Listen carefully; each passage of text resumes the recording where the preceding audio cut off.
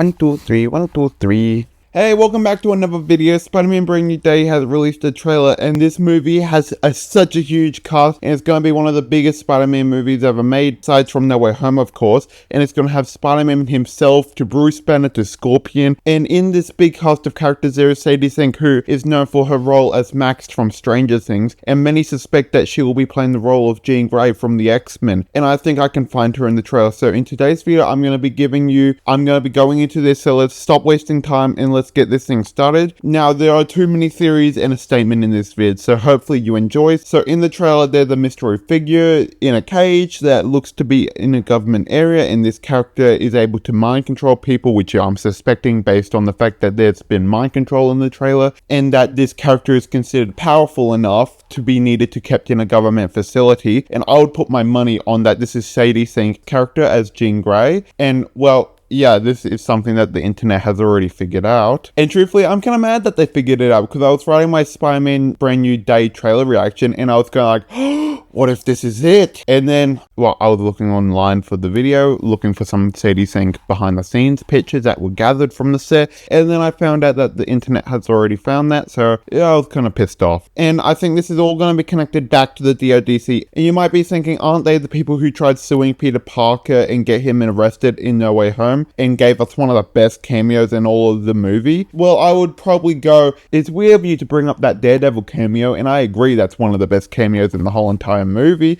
But if to answer your DODC question, the less important part of that, I would go yes. But they didn't just have run-ins with Spider-Man though, despite appearing in 2 of his movies. They also have gone after Wonder Man Simon Williams and Miss Marvel Kamala Khan. And the fact that all these characters are mutants probably means that the DODC will eventually in the future, next saga is possibly the Mutant Saga coming after Secret Wars. I think the DODC could be turned into the Friends of Humanity or the start of the Sentinel program. Either or, I don't really care, as long as it's something to do with the X-Men and them being an antagonist to them in the future. But this aside, I think the DODC is using Jean Grey, or at least keeping her contained in a cell so that she can use her powers to complete government tasks and be a sort of weaponized spy in a similar way to how we see that she's using an old woman to be a driver of that tank that's going around in the trailer. So in the trailer we were shown it had multiple different pieces and the stories didn't all fit together exactly, but I just want to figure out what Jean Grey's story is. So again, let's get this thing started. The movie would start with seeing a mysterious figure getting captured by the DODC after a couple of run-ins with them, and then they would be showing how they would be extracting her blood, doing a couple of research tasks